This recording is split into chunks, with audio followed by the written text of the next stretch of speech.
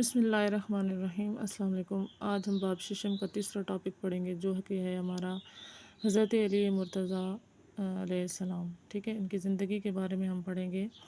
تو سب سے پہلے ہم سبق کی ریڈنگ کرتے ہیں کہ حضرت علی مرتضیٰ کرم اللہ وجہ مسلمانوں کے چوتھے خلیفہ راشد ہیں۔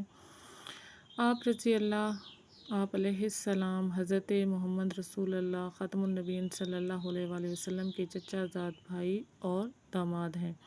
قبول اسلام کے وقت آپ علیہ السلام کی عمر جو تھی وہ 10 برس تھی۔ حضرت علی مرتضیٰ علیہ السلام کا تعلق قبیلہ بنو ہاشم سے تھا۔ آپ علیہ السلام کے نام والد کا جو نام ہے وہ حضرت ابو طالب علیہ السلام اور والدہ کا نام حضرت فاطمہ بنت اسد علیہ السلام تھا۔ آپ علیہ السلام کا لقب حیدر، کنیت ابو تراب اور ابو الحسن ہے۔ نبی اکرم صلی اللہ علیہ وآلہ وسلم نے اپنی پیاری بیٹی حضرت فاطمہ الزہرا سلام اللہ علیہ کا نکاح جو ہے وہ آپ علیہ السلام سے کیا۔ اللہ تعالیٰ نے ان دونوں کو حضرت حسن اور حضرت حسین علیہ السلام جیسے مایہ ناز بیٹے عطا فرمائے، جنہیں نبی اکرم صلی اللہ علیہ وآلہ وسلم نے جنتی نوجوانوں کے سردار قرار دیا ہے۔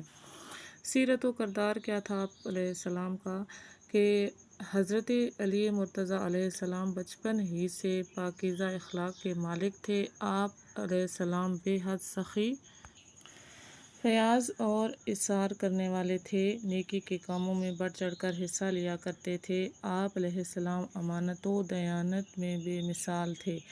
شجاعت و بہادری اور سخاوت حضرت علی علیہ السلام کی سب سے نمایاں خوبی تھی۔ حضرت علی علیہ السلام تمام غزوات میں انہوں نے بہادری کے خوب جوہر دکھائے، اور جن میں آپ علیہ السلام نے کفار مکہ کے نامی گرامی سردار کو جہنم وصل کیا۔ غزوہ خیبر میں آپ علیہ السلام نے مشہور یہودی سردار مرہب کو پہلے ہی وار میں قتل کر دیا تھا، جس کی وجہ سے یہودیوں کا مضبوط قلعہ نام فتح ہوا۔ اس وجہ سے آپ علیہ السلام کو فاتح خیبر اور اسد اللہ یعنی اللہ کا شیر کہا جاتا ہے۔ فضائل کیا ہیں ان کے کہ مولا علی علیہ السلام کے ویسے تو بہت زیادہ فضائل ہیں، لیکن یہاں پہ سبق میں چند ایک لکھی ہوئی ہیں، تو ریڈنگ کرتے ہیں کہ حضرت علی مرتضیٰ علیہ السلام بچپن ہی سے لکھنا پڑھنا جانتے تھے۔ آپ علیہ السلام کاتب وحی اور حافظ قرآن تھے۔ آپ علیہ السلام قرآن مجید کی ہر آیت کے شان نزول کے بارے میں جانتے تھے۔ علم فقہ میں آپ علیہ السلام کو نمایاں مقام حاصل تھا۔ صلح حدیبیہ کا معاہدہ بھی آپ علیہ السلام نے اپنے دست مبارک سے تحریر کیا تھا۔ صحابہ کرام علیہ السلام میں صحابہ کرام رضی اللہ نے آپ علیہ السلام کی رائے کو بہت اہمیت دی جاتی تھی، اور تینوں خلفائے راشدین کے دور میں آپ علیہ السلام قاضی القضاۃ یعنی کہ چیف جسٹس اور مجلس شورا کے ممتاز رکن رہے۔ حضرت علی علیہ السلام کا شمار السابقون الاولون اور بیت الرضوان کرنے والے صحابہ میں ہوتا ہے۔ 9 ہجری میں نجران سے مسیحیوں کا ایک وفد مدینہ منورہ آیا۔ نبی اکرم صلی اللہ علیہ وآلہ وسلم نے انہیں اسلام کی دعوت دی، اور دعوت قبول کرنے کے بجائے وہ آپ صلی اللہ علیہ وآلہ وسلم سے بحث کرنے لگے۔ نبی اکرم صلی اللہ علیہ وآلہ وسلم نے انہیں کہا کہ اگر تمہیں میری باتوں میں کوئی شک ہے تو آؤ مل کر اللہ تعالیٰ سے دعا کرتے ہیں کہ جھوٹوں پر اللہ تعالیٰ کی لعنت ہو۔ قرآن مجید میں اس واقعے کا ذکر آیت مباہلہ میں یوں ہوا ہے۔ اللہ تعالیٰ فرماتے ہیں تو کہہ دیجئے آؤ ہم اپنے بیٹوں اور عورتوں کو بلائیں، تم اپنے بیٹوں اور عورتوں کو بلاؤ، اور خود بھی آئیں اور تم خود بھی آؤ، پھر سب اللہ سے دعا و التجا کریں اور جھوٹوں پر اللہ تعالیٰ کی لعنت بھیجیں۔ ٹھیک ہے، سورہ آل عمران آیت نمبر 61۔ جاننے کی بات یہ ہے کہ حضرت محمد رسول اللہ خاتم النبیین صلی اللہ علیہ وآلہ وسلم نے حضرت علی علیہ السلام، سیدہ فاطمہ الزہرا سلام اللہ علیہ اور حضرت امام حسن اور حضرت امام حسین علیہ السلام کو بلایا اور فرمایا اے اللہ تعالیٰ یہ میرے اہل بیت ہیں۔ اگلی صبح نبی اکرم صلی اللہ علیہ وآلہ وسلم اپنے اہل بیت کے ساتھ مباہلے کے لیے میدان میں پہنچے۔ عیسائیوں کو آپ صلی اللہ علیہ وآلہ وسلم سے مباہلے کی جرات نہ ہوئی اور انہوں نے آپ صلی اللہ علیہ وآلہ وسلم سے صلح کی درخواست کی، جسے آپ صلی اللہ علیہ وآلہ وسلم نے قبول فرما لیا۔ خدمات جو ہیں وہ یہ ہیں کہ جب وہ خلیفہ رہے تو انہوں نے کیا خدمات انجام دیں۔ حضرت علی مرتضیٰ علیہ السلام کا دور خلافت جو ہے وہ تقریباً 4 سال 9 ماہ تک رہا۔ آپ علیہ السلام نے دور اندیشی اور حکمت عملی سے مدینہ منورہ میں امن قائم کیا۔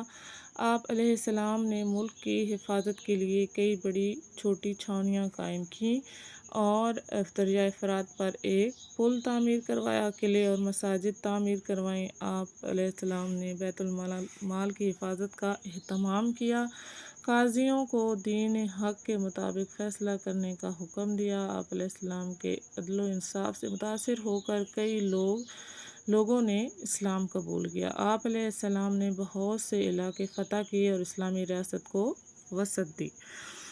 شہادت ان کی ہوئی ہے سن 40 ہجری رمضان المبارک میں۔ حضرت علی علیہ السلام کوفہ کی ایک مسجد میں نماز فجر ادا کر رہے تھے کہ عبد الرحمن بن ملجم نے آپ علیہ السلام کو تلوار کا وار کر کے زخمی کیا۔ آپ علیہ السلام 21 رمضان المبارک کو شہید ہوئے۔ حضرت حسن علیہ السلام نے آپ علیہ السلام کی نماز جنازہ پڑھائی۔ آپ علیہ السلام کی آخری آرامگاہ عراق کے شہر نجف میں ہے۔ حضرت علی مرتضیٰ علیہ السلام کی زندگی ہمارے لیے مشعل راہ ہے۔ ہمیں چاہیے کہ حضرت علی مرتضیٰ علیہ السلام کے نقش قدم پر چلتے ہوئے اپنی دنیا و آخرت کو سنواریں، اللہ تعالیٰ اور اس کے رسول صلی اللہ علیہ وآلہ وسلم کی اطاعت کریں، دین اسلام کی سربلندی کے لیے ہر قسم کی قربانی دینے کے لیے ہمہ وقت تیار رہیں۔